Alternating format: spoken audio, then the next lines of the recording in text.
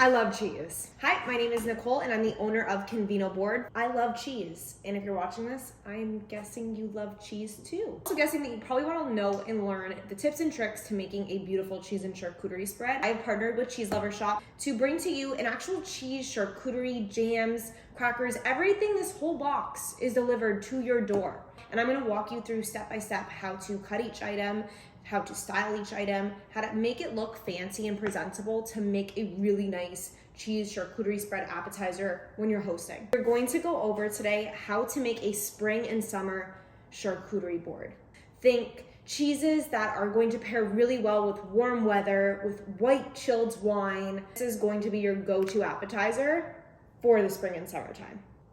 Let's do this. To set yourself up for success, you're gonna need a few things. Before we start the charcuterie board making, you definitely want good knives. Put away the butter knives. You don't want those. So I'm gonna recommend that you grab some sort of serrated knife, or better yet, a cheese knife, which you'll see is one that has holes in it. This actually prevents the cheese from sticking to the knife. You're gonna need a cutting board. Oh, we need a charcuterie board. This is the charcuterie board I'm gonna be using today. It's really nice. It's like rectangular shape, but it has these super cute like stilts on it. I think this is really nice for hosting. It's easy to bring from like inside the kitchen to outside if I'm entertaining like some girlfriends over or family. I love this. And you're gonna want like a variety of bowls or ramekins. These are gonna be for your jams. So let's get right into this. I always start out by putting my cheeses on my charcuterie board. These are the biggest items that you want to style, make look fancy, so you want to put those down first. This is a whipped cream cheese, and whipped cheeses are really trending right now. This cheese is light, fluffy, airy, perfect for spring and summertime, and how I like to style it is I take it out of the container and put it into another container or ramekin. This makes the cheese look a little bit more elevated and fancy. And then you can kind of just mess around where you want to put this cheese on your board. We're working with a blank slate here, so it can really go anywhere. Oh my goodness. Like the whippiest whipped cheese ever. This is airy. This is fluffy. This is gonna go really well with like fresh summer fruits on a hot summer day. If you're not eating your cheese off of a spoon or taste testing, it's all wrong. If somebody needs to taste test this, it's gonna be you. It's gonna be you.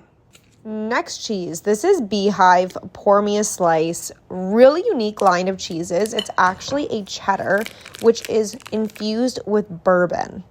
So it's not your typical cheddar cheese, has a lot of flavor to it. Any sort of wedge-shaped cheese like this, you want to just place it on your cutting board and then cut from the largest to the smallest end. Cut slices of this cheese that are about 1/4 of an inch thick, perfect bite-sized pieces. Now we're going to style this on the board. You want to bring this on your board from the largest slice to the smallest slice, kind of creating a fancy sort of like S shape on the board to give it some dimension and texture. We have to try some cheese. Eat it, try it. Oh, we lost one. Like it's not your typical cheddar. It has a really nice bite to it.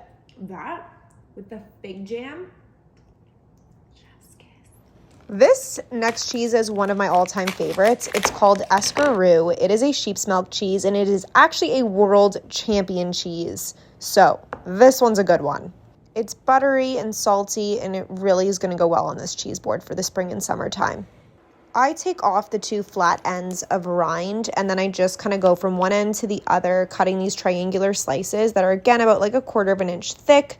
I try to make them all the same width, just because when we style this, it's nice if they all are the same sort of thickness and slice. There is so many different styling techniques that you can do with a triangular cheese, but the one I'm going to teach you is one of my favorites. You're going to grab 2 slices, hold them like so, and then face each slice opposite towards the last. Keep on stacking slice by slice, opposite way of the last one to create this sort of zipper formation. Looks beautiful. Then we're going to put that down on our charcuterie board. I'm really just spacing out these cheeses. This is one of my absolute favorite cheeses. Because it's a sheep's milk cheese, it goes so well on a cheese board because it's very versatile. It goes with everything. It goes well with sweet, spicy, salty, savory. Pair it with an olive. It's gonna be delicious. One of those cheeses that is so well-rounded and goes well with everything. So good. Now we're gonna add our accompaniments on the spread. We have the Divina fig jam and then Janet's raspberry jalapeno, so something a little sweet and something with a little bit of a kick. I like to add these into ramekins and then put them down on my board. I just think that this, again, gives that elevated and fancier look. Now we're going to get into the charcuterie portion. And for those that don't know, charcuterie means cured meat. So it's only fitting that we start off with our cured dried salami. You're going to take off that packaging, and then I just like to cut these into thin slices. You can cut them thicker, thinner, it's just preference. Styling them on the charcuterie board, I like to make these really nice little meat rivers. You can get creative here and do either like one long salami river or where I did a few smaller ones. We now have our French cured ham. This package is really nice to open because there's actually a spot in the bottom left corner where you can simply lift up, and each slice is divided between this nice like clear plastic piece, so it just makes it a little bit easier to grab slice by slice. When making your salami ribbon, you're going to take the slice and you're going to fold it in half and then fold it back and forth to create that sort of ribbon-like effect, and we'll go through it again. So fold in half, just like so, to make it a little bit stronger.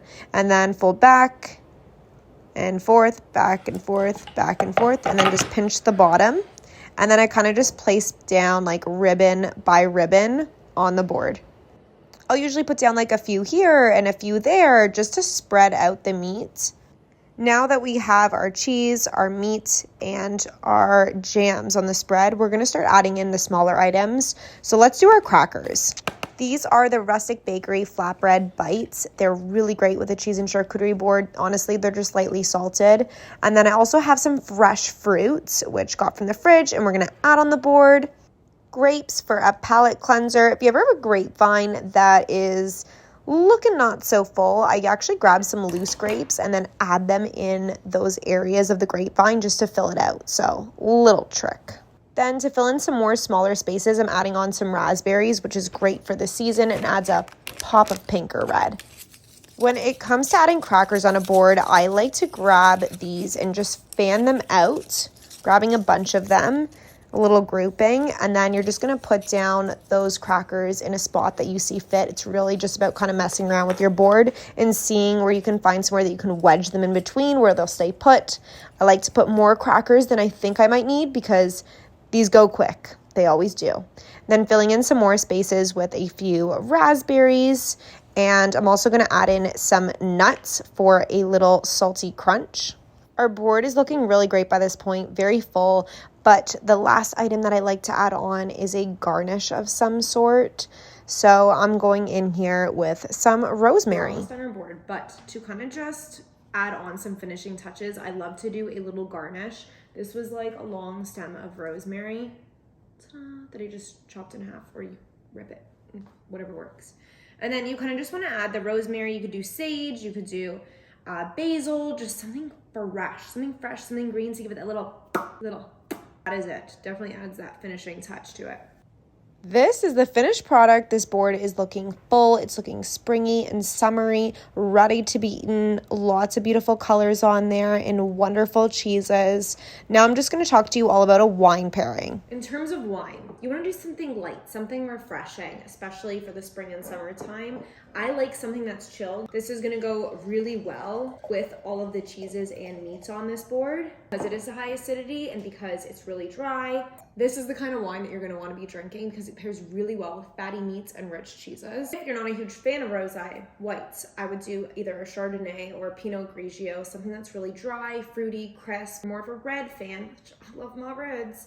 I would do like a Pinot Noir or Gamay.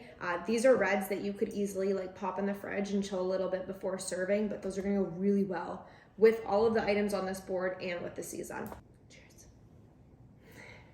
Ooh. Thank you all so much for joining me on how to make a beautiful spring and summer inspired charcuterie board. I hope that you enjoy all of these cheeses in this cheese and charcuterie box by Cheese Lovers Shop. They are the best. Enjoy the cheese. Now all you have to do is invite some company over and just eat this alone.